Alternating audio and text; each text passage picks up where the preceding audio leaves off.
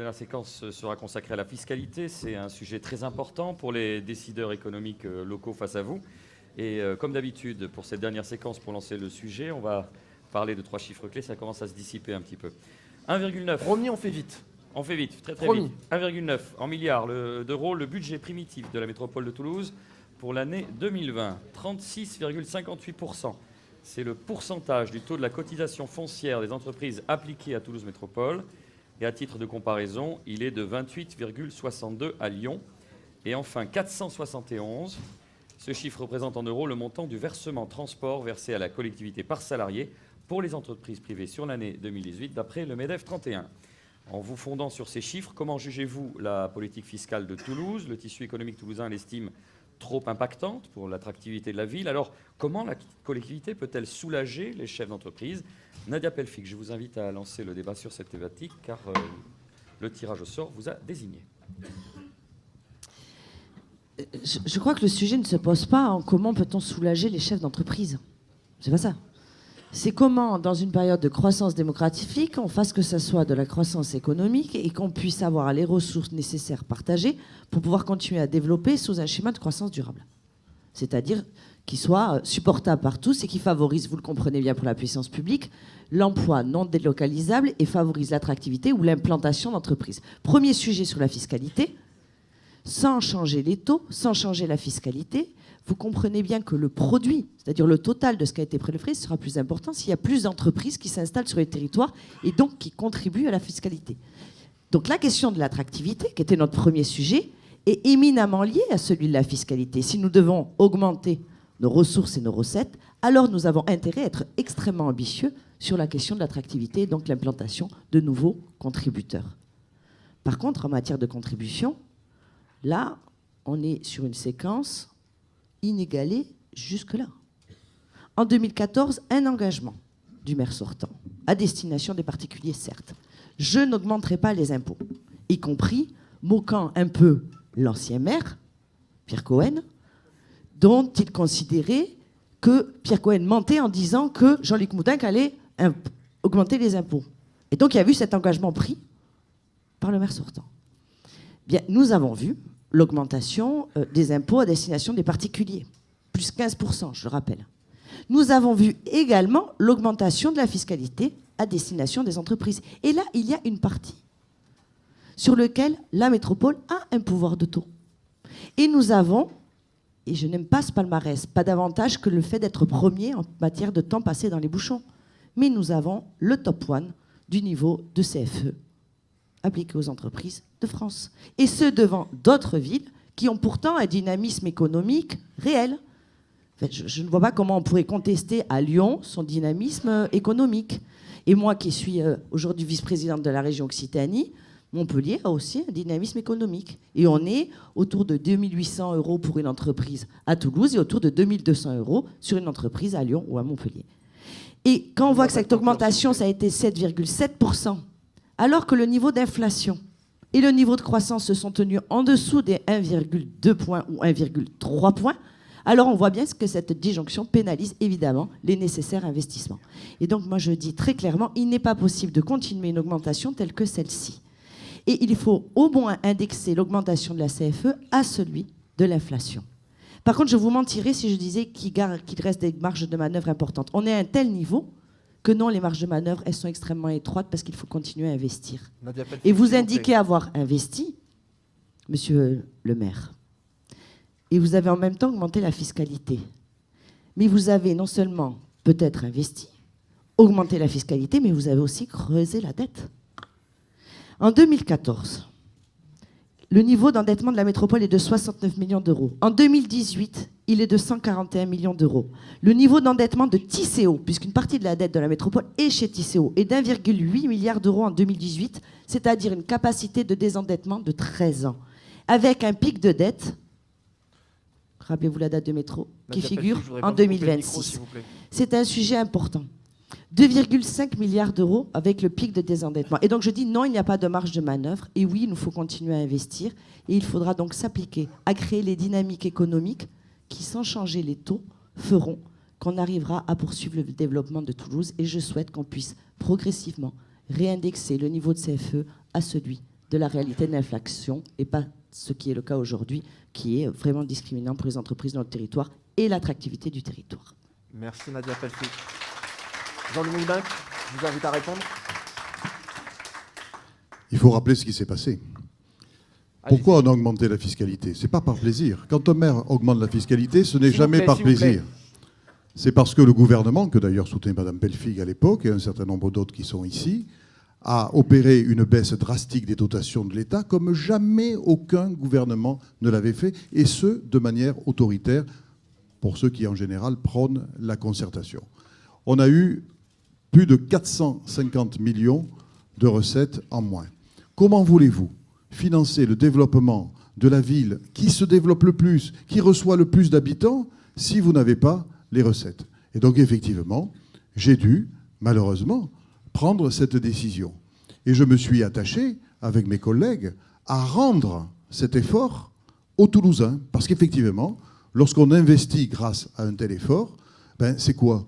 C'est des écoles en plus. On n'a jamais construit autant d'écoles à Toulouse. C'est des crèches en plus. C'est du transport en commun en plus, c'est des équipements en plus. Donc effectivement, cet effort, il a été rendu aux Toulousains sous forme de services et sous forme de réalisation. Et il a été rendu aussi au monde de l'entreprise sous forme de commandes publiques à un niveau record et avec, justement, ce qu'on disait tout à l'heure, une charte des marchés publics qui priorise le retour de la commande publique dans les caisses des entreprises. Voilà ce qui s'est passé. Alors moi, je veux bien qu'on dénonce, parce que c'est les élections, cette décision. Je ne suis pas très surpris. Mais il faut que ceux qui dénoncent cela aient le courage d'être honnêtes et de dire qu'à ce moment-là, et dites-le, madame, mais je ne vous entends pas le dire depuis quelques mois, il faut que vous disiez à ce moment-là que vous voulez rétablir les taux de 2014. À ce moment-là, si vous dites ça, alors je vous considérerai comme parfaitement sincère. Mais il faudrait que votre sincérité aille jusqu'au bout et que vous indiquiez la perte de produit fiscal, la perte de recettes de la collectivité, comment vous financez la perte de recettes? Quelles seraient les réalisations auxquelles vous renonceriez? Quels seraient les services publics que vous fermeriez? À un moment, il faut être logique. Et par ailleurs, si la CFE a augmenté, vous savez très bien en vertu de quel principe cela s'est opéré. En vertu d'un principe de droit fiscal français constant, qui est le principe de la liaison des taux. À partir du moment où on augmente les taux ménages, on augmente automatiquement les taux d'entreprise et vice-versa. On n'a pas le droit de toucher au taux de l'entreprise sans entraîner les taux ménages et inversement. Et donc là aussi, quand on parle de la fiscalité des entreprises, il faut dire au passage qu'elle est liée à celle des ménages. Elle n'est pas indépendante de par l'application du droit fiscal français. Nadia Pelfig, une réponse, mais rapide, s'il vous plaît. Vraiment rapide. Hein. Vous ne pouvez pas dire que vous ignoriez, au moment où vous êtes engagé à ne pas augmenter les impôts, qu'il avait été indiqué qu'il y aurait une ponction sur les collectivités territoriales sur lesquelles nous étions édifiés. Et donc moi, ce que je vous reproche, mais bien sûr que vous le saviez, il y avait bien des articles qui le démontrent, et si vous voulez, d'ailleurs, je mettrai sur Facebook demain, comme ça au moins, ça permettra à chacun de mieux être informé. Absolument. Sur le Facebook, Une Nouvelle Énergie ou sur le mien. Si le gouvernement socialiste avait prévu ça, je l'aurais dénoncé pendant ma campagne électorale. Et je ne l'ai pas fait. Que moi, il ne faut pas abîmer la démocratie, prendre des engagements dont on sait qu'on les trahira. Je crois qu'on est dans une difficulté telle aujourd'hui, dans la difficulté de confiance entre les élus et leurs citoyens, qu'on ne peut pas mentir et faire croire 6 ans après qu'on n'a pas menti et qu'on est irresponsable politiquement. Ce n'est pas possible de continuer à agir ainsi. Et donc non, je n'ai pas dit, et j'ai pris la parole juste avant vous, je n'ai pas dit aux entreprises que je m'engageais à réduire les impôts. Je leur ai même dit qu'on avait des marges de manœuvre extrêmement réduites au regard des hausses que vous aviez réalisées. Je leur ai même dit qu'il fallait continuer les investissements et que ma volonté, par contre, sur la CFE, était de revenir à l'alignement sur le taux d'inflation. Je n'ai pas dit autre chose. Et nous verrons donc, à l'issue de mon prochain mandat, si j'ai trahi ma parole de la même manière que vous l'avez fait. Donc, vous justifiez donc la hausse. Voilà. Vous venez de justifier la hausse, puisque vous venez de confirmer que vous ne reviendrez pas au taux de 2014. C'était important que tout le monde le sache. Antoine Maurice, votre grande mesure fiscale à destination du tissu économique serait, je cite, de favoriser les entreprises qui s'engagent dans les emplois climat. Concrètement, comment cela pourrait-il se présenter? Et j'imagine que vous avez peut-être aussi envie de réagir à ce qui vient d'être dit précédemment, donc allez-y. On va d'abord recontextualiser. Alors, on ne va pas refaire éternellement le débat qu'on a eu pendant 6 ans au conseil municipal et métropolitain, mais Monsieur Moudingue, vous le savez, c'est une hausse que vous avez faite brutalement à la ville et à la métropole, et j'y reviendrai pour la métropole parce que c'est encore plus particulier, et dont on a démontré à la fin du mandat, et le compte administratif de la dernière année du mandat finira la démonstration, que vous avez ponctionné bien au-delà justement des pertes des dotations de l'État. Donc vous avez été au-delà, mais la question c'est pourquoi. Nous, on a dit, les écologistes, dans ce mandat, à chaque fois que ce n'est pas la question toujours de pour ou contre la fiscalité, mais la question c'est est-ce que cette hausse de la fiscalité, elle a répondu aux besoins du quotidien des Toulousains et des métropolitains? Est-ce que ça a amélioré les transports en commun et des nouvelles infrastructures? Non. Est-ce que ça a permis d'avoir des logements plus dignes et accessibles? Non. Est-ce que ça a amélioré les équipements dans les quartiers qui manquent tant? Non. Donc le sujet, c'est la question à quoi servent ces investissements, et nous pensons qu'ils doivent servir d'abord le quotidien des habitantes et des habitants. Alors, du coup, la CFE a fortement augmenté du fait de l'augmentation de ses impôts. Moi, je suis un petit peu embêté parce que ce soir, on est d'abord des candidats au municipal qui avons vocation effectivement à être demain à la métropole, mais nous, archipel citoyens, nous n'avons pas l'intention, comme Jean-Luc Moudingue, d'imposer aux 36 autres communes cette hausse brutale des impôts sur laquelle il a dû reculer pour la faire en 2 ans.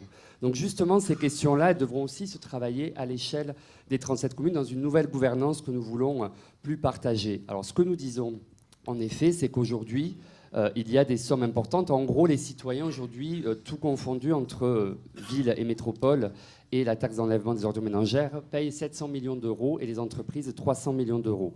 Donc en termes de répartition des impôts, on va dire, ça reste les habitants qui, bien sûr, payent plus. Mais ceci dit, les impôts sont hauts, ça a été dit.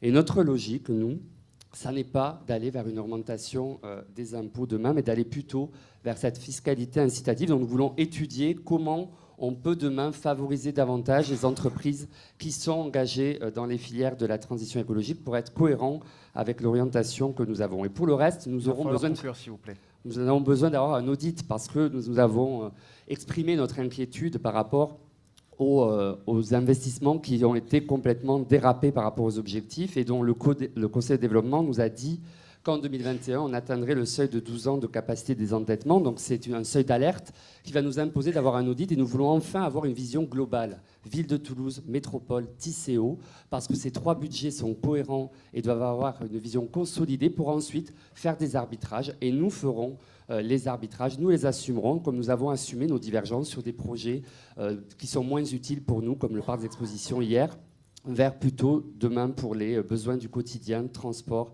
énergie, équipement public. Merci Antoine Maurice. Pierre Cohen, je vous invite à réagir et à présenter rapidement votre politique un bref rappel historique. Juste en 2013, vous étiez parlementaire et à l'Assemblée nationale, il y a eu le débat avec une prévision de diminution de la dotation.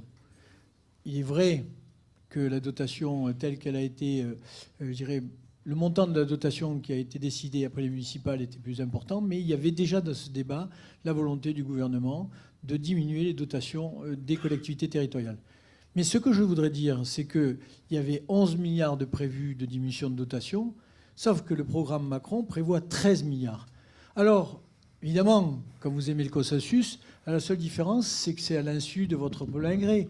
C'est-à-dire qu'il vous a fait accepter, par une contractualisation, ce que Bercy demande depuis des années parce qu'ils ont la décentralisation en travers de la gorge. Et ils demandent quoi? Ils demandent à ce qu'aujourd'hui, les collectivités territoriales arrêtent de dépenser de l'argent.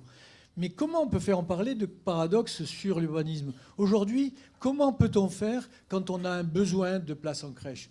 Quand on a un besoin de qualité des services publics au niveau de l'éducation. Tout à l'heure, on a parlé de propreté. Vous croyez que ça se fait par des moyens technologiques qui font qu'il n'y a pas besoin de masse salariale? Et la plupart des services publics nécessitent réellement de l'argent. Or, qu'est-ce que vous avez fait? Vous dites que l'argent que vous avez gagné grâce aux 15% d'augmentation des impôts, vous l'avez redonné aux Toulousains. Mais c'est faux. vous avez diminué les associations, vous avez diminué l'ensemble de la qualité des services publics parce que vous avez mis des contraintes sur les masses salariales. Il n'y a jamais eu autant de souffrance pour les salariés de la collectivité. Donc il y a là aujourd'hui un vrai enjeu. Et l'enjeu, il est celui qui consiste à dire est-ce qu'on doit complètement, et là je sais que peut-être je ne vais pas me faire des amis, on doit être complètement sur une logique de l'investissement ou est-ce qu'on doit répondre aux besoins? Est-ce que, c'était le début de mon propos dans l'introduction, est-ce qu'on a une responsabilité de cohésion sociale? Aujourd'hui, s'il y a des gens en colère, c'est qu'ils se sentent complètement rejetés. Eh bien, la collectivité, sur des compétences et des services publics qui amènent de la qualité à des gens qui ne peuvent pas se les payer, et ça, c'est de la responsabilité. Donc, il y a un vrai débat, aujourd'hui, national, mais aussi local, sur la façon dont l'argent que l'on gagne, évidemment, peut être réellement redistribué. Et donc, quand vous dites « on a fait 10 écoles », oui, c'est vrai, mais la qualité de ce qui se fait dans les écoles est réellement amoindrie par le fait qu'il y a de moins en moins de moyens donnés aux écoles, aux associations et à l'ensemble des services publics. Merci Pierre Cohen. Merci Pierre Cohen. Franck Biasotto. Oui, c'est moi. J'imagine que vous avez peut-être envie de réagir par Oui, rapport bien à ce sûr. qui s'est dit jusqu'à Et maintenant. on comprend tout à... Oui, bien sûr, mais ça va de soi. C'est le nerf de la guerre et du financement d'une collectivité. Et vous le voyez bien, les débats sont vifs. Pourquoi? Parce que la ville, la municipalité a véritablement une action directe, et notamment sur le taux de la CFE, pour ne retenir que celui-ci. Et donc, à l'heure où on doit aider, soutenir, porter, préserver et défendre nos entreprises, là, effectivement, on fait tout le contraire. Donc, ce qu'on préconise, nous, à Toulouse Belle-et-Fort, tout simplement, c'est une stabilité. On ne peut pas faire autrement, je ne dis pas de baisse de taux. On assume les taux. Le taux de la CFE, c'est un des plus élevés de France. C'est un fait, nous en sommes là. Mais stabilité, d'ailleurs j'en profite, stabilité pour les entreprises et stabilité d'un autre registre pour les citoyens, pour les habitants. Aucune pression également. Alors ça veut dire quoi très concrètement? Parce qu'on s'engage, il va falloir tenir 6 ans. Et compte tenu des enjeux structurants sur l'agglomération, il va falloir faire des choix. Faire des choix justement dans les équipements dont il va falloir se doter, et faire un choix, et ça veut dire quoi? Ça veut dire différer certains investissements. On ne pourra pas tout faire en même temps.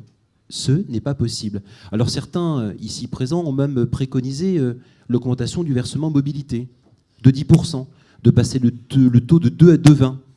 C'est 28 millions complémentaires. 28 millions complémentaires de pression sur l'entreprise, sur les entreprises. Ce n'est pas possible. Ce n'est pas possible. Et comme le disait Mme Pelfig, finalement, on arrive à être d'accord sur certains points.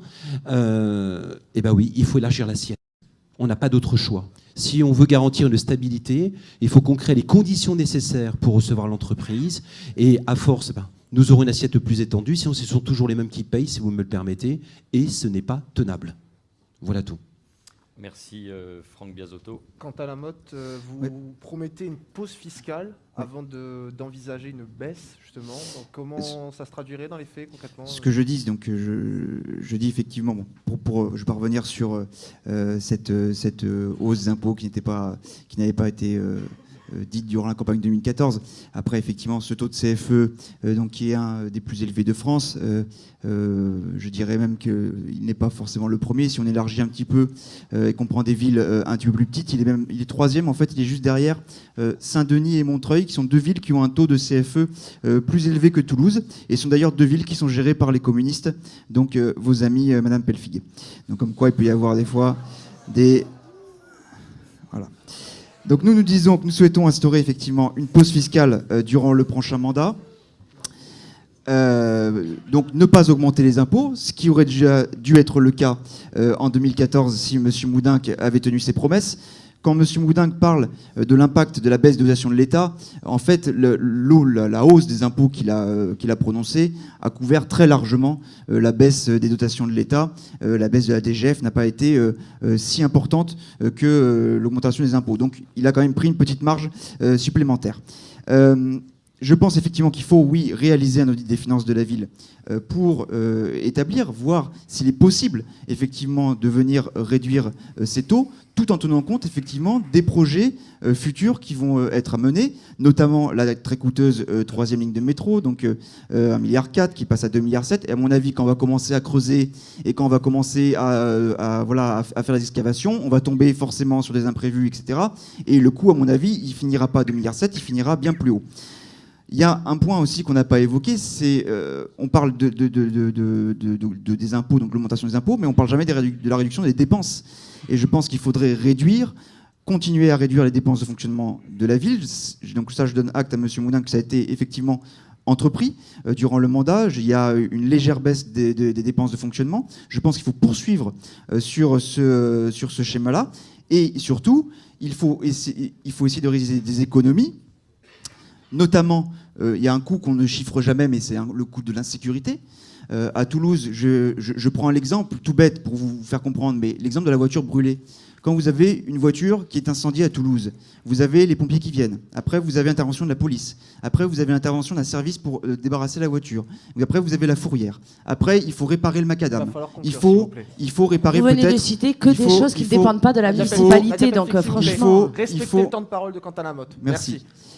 Il faut après, effectivement, réparer soit la façade, soit l'arbre qui a été brûlé. Tout ça, ça a des coûts importants pour la collectivité. Et donc, si on lutte efficacement contre l'insécurité à Toulouse et aussi, par exemple, contre la fraude dans les transports en commun, je pense que nous pouvons avoir des sources d'économie et des ressources supplémentaires qui viendraient en complément, effectivement, de la fiscalité.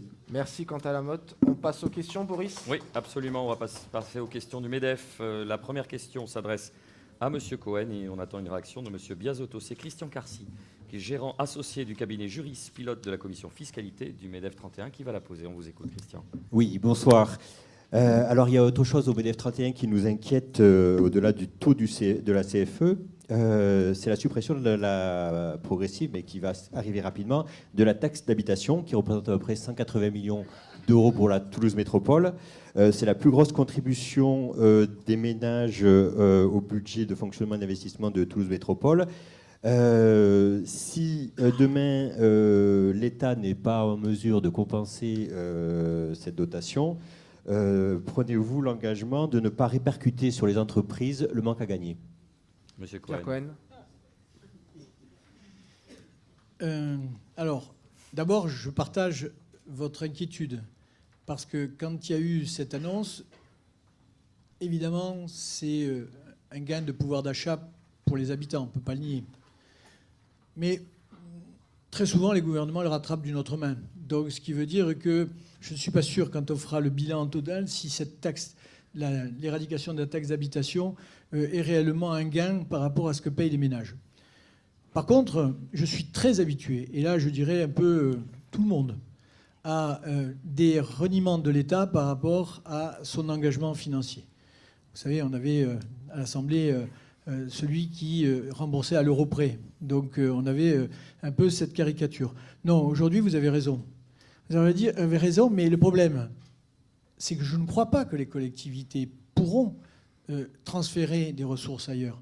C'est que ça sera la fin, ce qui est dans le cadre de projets de certains, qui depuis très longtemps considèrent que la décentralisation est quelque chose qui ne doit pas se faire et que la puissance publique doit être affaiblie. Eh bien ça veut dire que ça ne sera certainement pas des réflexes de transfert de financement sur autre chose, ça sera certainement la remise en cause de la capacité des collectivités territoriales à être dans la réponse des besoins de proximité. Merci M. Cohen. M. Biasotto, une réaction ? Oui, je partage également votre inquiétude. Là, pareil, on réduit les assiettes. Donc il ne reste pas grand-chose au maire de Toulouse, il reste les propriétaires et l'entreprise. Donc le choix est limité. Suivez mon regard. Non, pardon. Voilà, donc nous en tout cas, si toutefois on a la main là-dessus, le choix est très clair. Je vous l'ai dit, je vais être cohérent par rapport à ce que je viens de vous dire. La stabilité des taux, voilà, ça on la garantit, mais c'est vrai que ça va différer nos dépenses, nos investissements.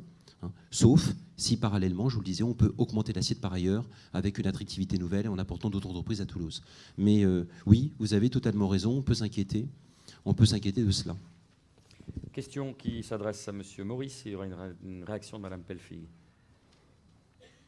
Et c'est toujours vous, Christian.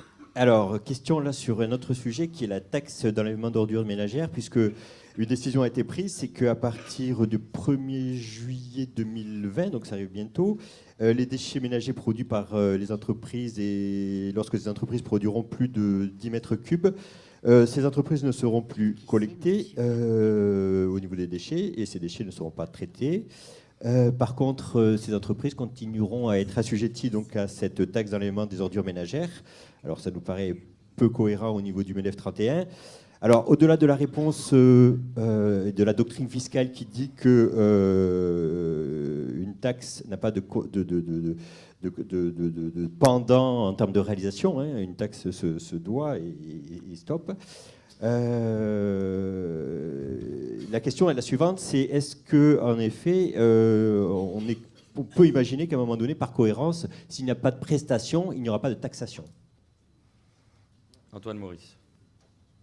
Alors très honnêtement, je n'ai pas forcément tous les éléments là de ce que vous posez, mais ce qui me paraît évident en tout cas, c'est qu'on a un intérêt à travailler ensemble sur ces questions-là. Et d'ailleurs, il y a eu dans le temps des expérimentations, je pense à la collecte des cartons pour les commerçants du centre-ville, où à des moments donnés, il peut y avoir des coopérations, faire en sorte en tous les cas, pas juste de taxer et ne pas soutenir, mais trouver les moyens de construire des réponses ensemble, d'autant plus que sur cette question des déchets, c'est aussi une filière sur laquelle nous, on pense qu'il y a beaucoup de gisements d'emploi climat autour du recyclage, de la récupération, de la valorisation des déchets organiques. Donc sur ces sujets-là, je pense que notre vision sera surtout de travailler dans la même logique de co-construction qu'on a avec les habitants, en l'occurrence avec les entreprises du territoire, pour trouver des solutions ensemble. Nadia Pelfig, votre vision sur la taxe d'ordures ménagères, s'il vous plaît. La difficulté, c'est qu'il y a le point de loi que vous notez, c'est-à-dire que si il n'y a pas de service, alors il ne peut pas y avoir de fiscalité. C'est la règle fiscale française. Et l'autre sujet qui est la réalité, c'est que le budget des dépenses a toujours été équilibré financièrement sur la taxe d'enlèvement des ordures ménagères. Et donc, on a là une disjonction entre le point légal, qui régit les droits fiscaux en France, et la pratique. Il s'agira donc, du coup, de faire regarder, et je sais que vous avez interpellé sur ce sujet, comment on applique cette disjonction.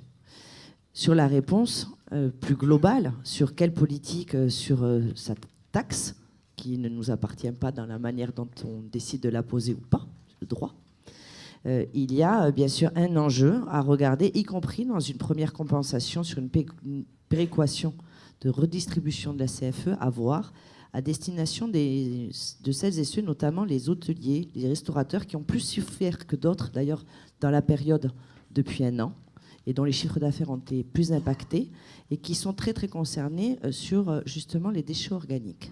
Certains d'entre eux se sont d'ores et déjà organisés pour pouvoir valoriser les déchets organiques, et alors qu'ils ne sont pas tenus à les faire prélever, ils se sont organisés pour pouvoir les valoriser, notamment sur la méthanisation, en s'appuyant sur une structure qui s'appelle les alchimistes à Toulouse. Et je crois que quand on veut être, et c'est notre projet, la capitale de l'entrepreneuriat engagé, on a intérêt à encourager, et y compris à soutenir financièrement celles et ceux qui se comportent de manière vertueuse sur la réduction des déchets ou sur leur valorisation. Et je pense qu'il faut faire à destination, dans une logique de cohérence, de celles et ceux qui ont plus perdu que les autres dans la dernière période. Et ce sont précisément les restaurateurs et ces métiers-là qui sont aujourd'hui dans des difficultés face aux ordures organiques.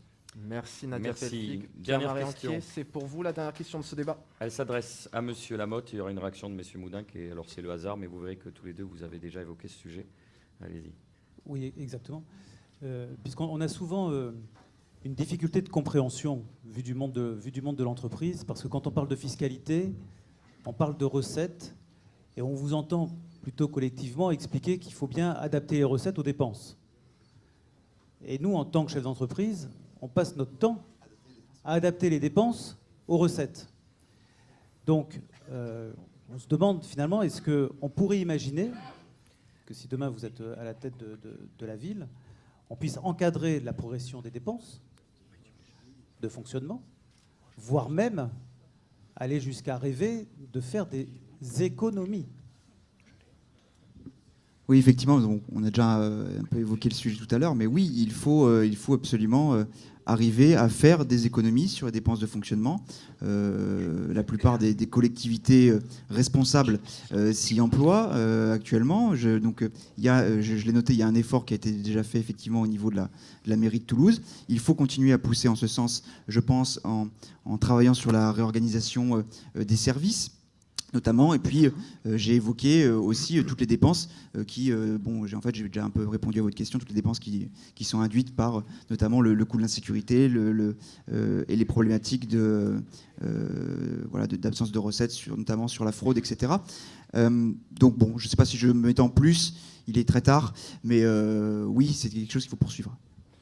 Jean-Luc Moudenc, c'est à vous. Alors effectivement, nous avons le devoir de réduire les dépenses de fonctionnement. Tout le monde nous le demande. La Cour des comptes, les citoyens, les gouvernements successifs. Et moi, j'ai accepté la proposition du gouvernement actuel, critiquée par Pierre Cohen tout à l'heure, à savoir de contractualiser. C'est-à-dire que le gouvernement actuel nous a dit « Nous vous garantissons vos recettes », donc il n'y a plus de diminution des dotations de fonctionnement, mais en échange, vous vous engagez à comprimer l'évolution de vos dépenses de fonctionnement. Et donc, malgré les critiques de toute mon opposition, toutes tendances confondues, moi j'ai signé et sur les 2 premiers exercices, 2018 et 2019, nous avons tenu le chiffre convenu. Les dépenses de fonctionnement de la mairie de Toulouse et de Tisséo ont été divisées par 2 dans leur rythme de progression depuis 2014 par rapport à l'époque où M. Cohen, M. Maurice, les amis de Mme Pelfig dirigeaient la municipalité et Tisséo. Donc nous sommes effectivement au rendez-vous de cette exigence. Et pour autant, on n'a pas sacrifié les services essentiels. Le budget des écoles, puisqu'il en a été question tout à l'heure, il n'a pas augmenté de 15% comme les impôts. Il a augmenté de 54% en 6 ans. Parce que pour nous, c'est une priorité absolue, l'avenir de l'enfant et l'avenir de la société. Voilà. Résultat des courses, que ce soit l'agence Moody's qui nous a donné un AA en notation, que ce soit Le Monde à travers une étude parue le 19 février, que ce soit Le Point à travers une étude parue il y a quelques semaines, ou que ce soit l'Institut Montaigne, eh bien effectivement, notre gestion est saluée comme une gestion saine, avec une dette très soutenable, un haut niveau de service public et un haut niveau d'investissement. Merci. Merci, on peut applaudir nos 6 candidats.